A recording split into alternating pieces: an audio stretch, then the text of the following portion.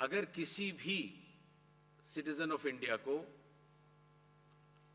उस विधानसभा क्षेत्र में रहने वाले किसी भी मतदाता को अगर कोई भी अपील करनी हो तो वो उस जिले के जिला अधिकारी के पास कर सकता है, और अगर वह जिलाधिकारी के निर्णय से भी असंतुष्ट हो तो उस राज्य के चीफ इलेक्टोरल ऑफिसर के पास अपनी सेकंड अपील दायर कर सकता है।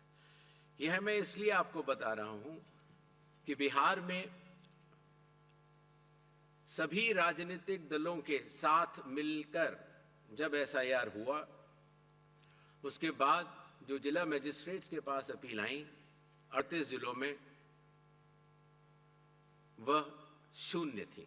अर्थात ईआरओ और इलेक्टर्स ने मिलकर और बूथ लेवल एजेंट्स ने मिलकर बहुत ही अच्छा काम किया।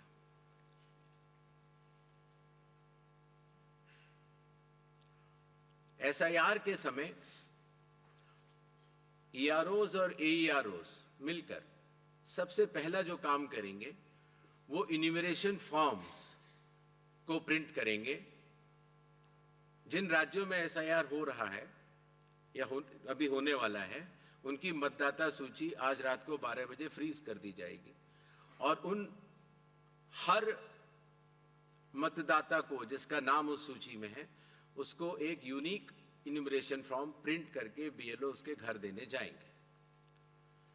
इन्यूमरेशन फॉर्म में वो आवश्यक डिटेल्स होंगे जो कि आज की मतदाता सूची में हैं। जब बीएलओ फॉर्म्स डिस्ट्रीब्यूट करना शुरू करेंगे एग्जिस्टिंग इलेक्टर्स को, उसके बाद इन्यूमरेशन फॉर्म में जिसका भी नाम है वो उसको लिंक करने का प्रयास करेंगे कि क्या उन्हीं का नाम 2003 की सूची में था।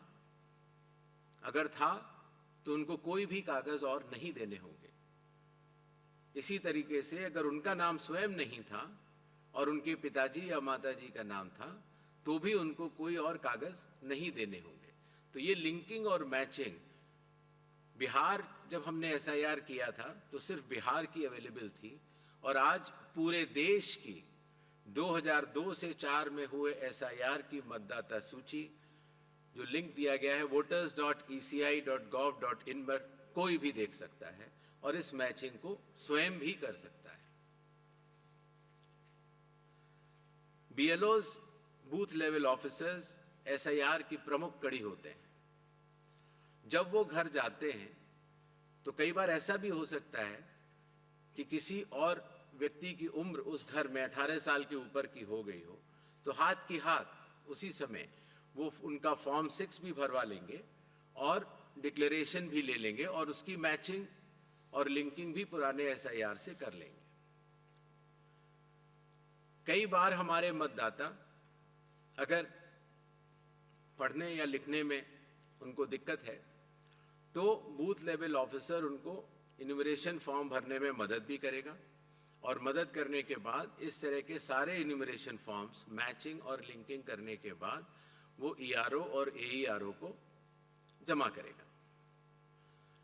कई बार एक बार जब बूथ लेवल ऑफिसर घर जाता है तो या तो कुछ मतदाता अवेलेबल नहीं होते या कहीं गए होते हैं, और या उनको मैचिंग या लिंकिंग करने में कोई समय लग रहा हो, तो ऐसे केस में बूथ लेवल ऑफिसर्स दूसरी बार भी जाएंगे और तीसरी बार भी जाएंगे। 3 बार हर बीएलओ हर घर जाएगा। जो प्रवासी लोगों की समस्या को हटाने के लिए, जो राज्य से कुछ समय के लिए बाहर गए हुए हैं लेकिन वहीं के सामान्यतः रहने वाले हैं, वो ऑनलाइन भी भर सकते हैं, और खास तौर से कई बार अर्बन वोटर्स को, क्योंकि उनके दिन के समय ही ऑफिस आवर्स रहते हैं, तो वो भी ऑनलाइन भर सकते हैं। बूथ लेवल ऑफिसर का यह भी कार्य होगा कि जब वो इन्यूमरेशन फॉर्म देता है तो इन्यूमरेशन फॉर्म दस्तखत करके मतदाता को वापस भी करना होता है। तो अगर मतदाता की मृत्यु हो चुकी हो, या वो स्थायी रूप से प्रवास कर चुका हो, या वो एक से जगह ज्यादा रजिस्टर हो गया हो, तो वो उस जगह दस्तखत नहीं कर पाएगा, और ऐसे लोगों की शिनाख्त करना भी बीएलओ की जिम्मेदारी है।